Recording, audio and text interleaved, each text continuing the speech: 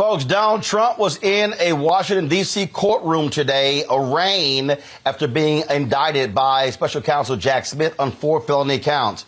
The thing today, the judge in this case made clear to him that if he has any conversations with witnesses outside of the presence of his lawyers, or if he commits any crimes while he is out, she is going to put him in jail.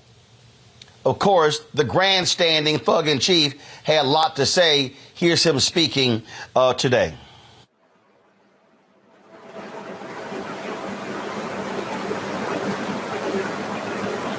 Well, thank you very much. This is a very sad day for America. And it was also very sad driving through Washington, D.C. and seeing the filth and the decay and all of the broken buildings and walls and the graffiti. This is not the place that I left. It's a very sad thing to see it. When you look at what's happening, this is a persecution of a political opponent. This was never supposed to happen in America. This is the persecution of the person that's leading by very, very substantial numbers in the Republican primary and leading Biden by a lot. So if you can't beat him, you persecute him or you prosecute him. We can't let this happen in America. Thank you very much. Do you want these trials to happen before the 2024 election?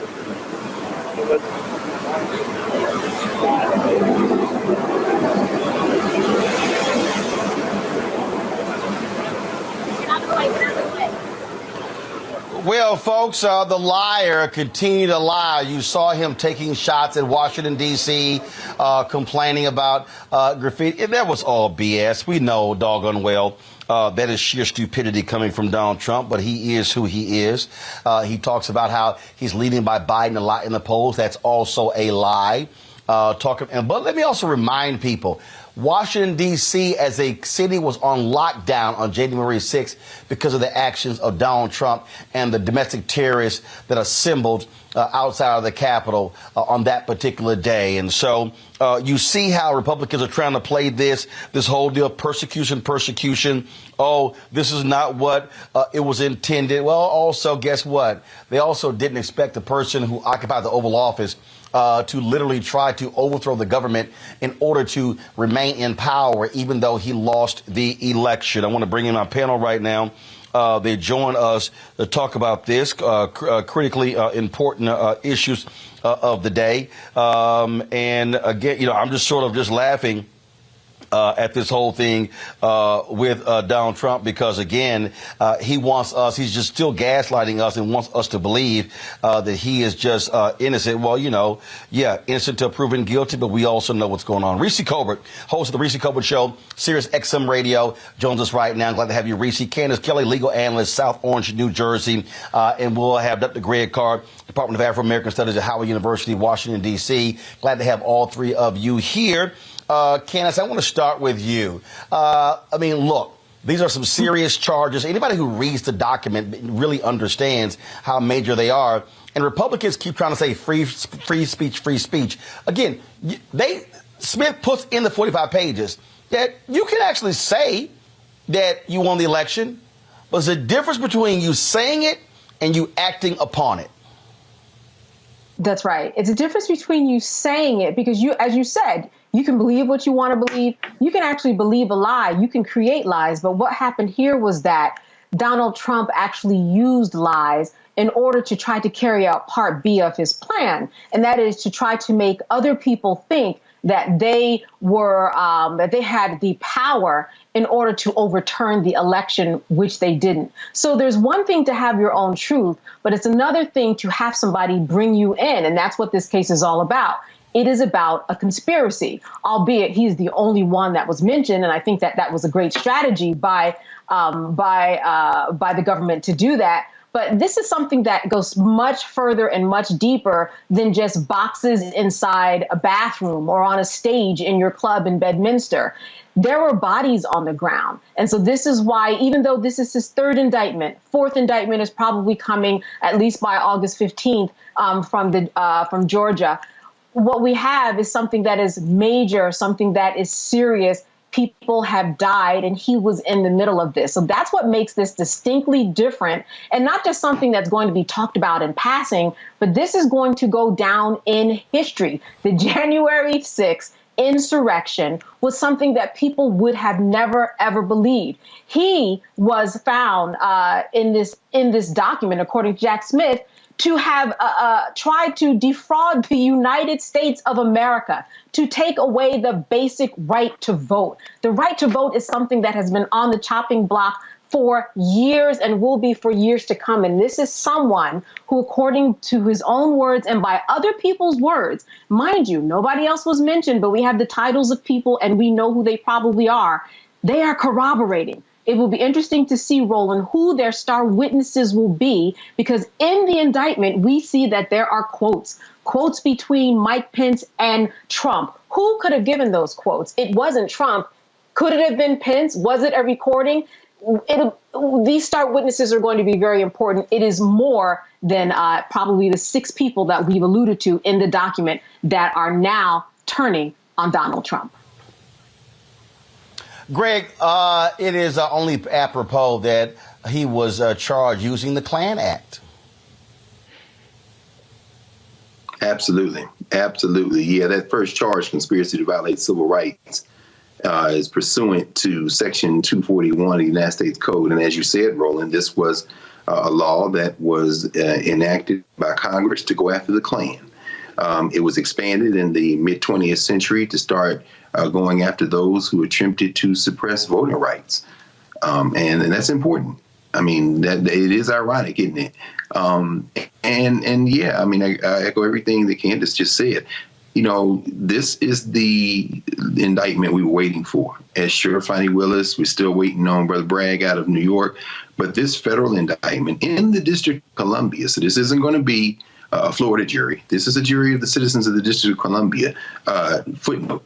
If you're in the District of Columbia, make sure you're registered to vote. You might get pulled into this jury pool. Wouldn't that be interesting? I'm sure that Donald Trump is losing his mind right now at the prospect of 12 jurors from the District of Columbia sitting in judgment over him. And yeah, as Magistrate Judge Upadhyaya said today, when she said, you know, let's get this hearing before Judge Chutkan as soon as possible. The Trump's attorneys pushed back and said, hey, no, the government has had years. And it's okay, I'll give you a little bit more time. How's August 28th?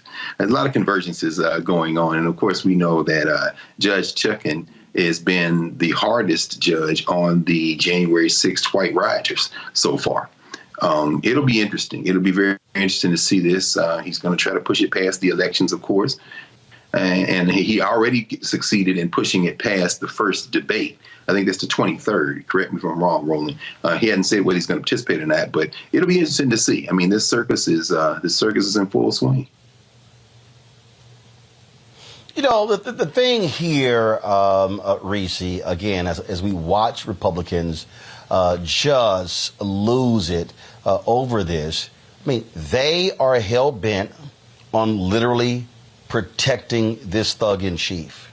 And you know, they want to sit here and they want us, this is, again, free speech, and he's being persecuted. You've got clueless Senator Tim Scott with a tweet talking about, I'm just so concerned about, you know, the 2 forms of justice. I mean, how embarrassing is he as a black man to talk about there are 2 justice systems involving this rich, egotistical, narcissistic white man. And we know the reality of a dual justice system and how it impacts black people. Yeah, I mean, it's a complete joke. It's ridiculous. And they're trying to draw some false equivalence with Hunter Biden. Look, Hunter Biden might have smoked a little bit of crack. He might have got a couple of prostitutes, allegedly, reportedly, whatever the situation may be. But he didn't try to take over the whole damn country. He has never ran for office, and he's not trying to. And so the fact of the matter is that we saw with our own 2 eyes Donald Trump and his MAGA nuts try to overthrow the United States government, because when you do not want to let the results of an election where hundreds of millions of people voted actually be certified and have the true winner declared by Congress, then you're trying to overthrow the country. And so all the gaslighting that they're doing is absolutely doing nothing to move their party forward. But I think that the long game here for Republicans is not actually to try to have this fake idea of believing in democracy. We know that they've been full of crap for so long. The Supreme Court has gutted the Voting Rights Act. The Republican Party's whole strategy of winning is suppressing the vote as much as possible, gerrymandering the vote. The reality is the long term, as Dr. Carr likes to point out, is that this country's back is going to be broken. Our political system is not going to withstand in the same way that we know it now. And that's largely because Republicans know they can't win on the vote. And so Donald Trump and what he's trying to do in terms of staging a coup on this country is where Republicans ultimately feel like they're going to have to go. I don't know when, and I don't know how long it's going to be, but that's where they know they're heading. And that's why they're not so quick to try to downplay Trump or try to divorce themselves from Trump, because he still has the base and they still need the base to get reelected. You know, Candace, again, when we talk about legally what is happening here, when this judge makes clear you cannot be sitting here doing anything with witnesses, we know for a fact he has been flouting the law in doing that. And I think it is important for the judge to say that. I appreciate the Fulton County Sheriff coming out the other day and saying he is not going to be treated separately than anybody else. If he is indicted, he is going to be arrested, he is going to be booked, and there's going to be a mugshot. And to me, that's what is laughable when Tim Scott talks. The reality is Donald Trump has been treated in a special way by not fingerprinting him, no mugshot or whatever. No, damn that. The law's the law. If it happens with Pookie, and if it happens to Jamal, and it happens to Lakeisha, if it happens to anybody else, he should have to go through the same damn legal system. He should have to go through the same legal system. And I think it was interesting today that when he was in court, they called him Mr. Trump. And I thought that was a little bit of a coup because people refer to him as the president, or, this is something that he's not used to. And while he has not gone through the same thing that, a Jamal would go through, he certainly is getting the treatment by the feds the way that he should, in terms of the fact that, let's start by the indictment itself. I mentioned earlier that he is the only person mentioned, and that is strategy. That is good strategy. What they are doing is they are thinking far beyond today's date. He is not trying to have anything happen before the election.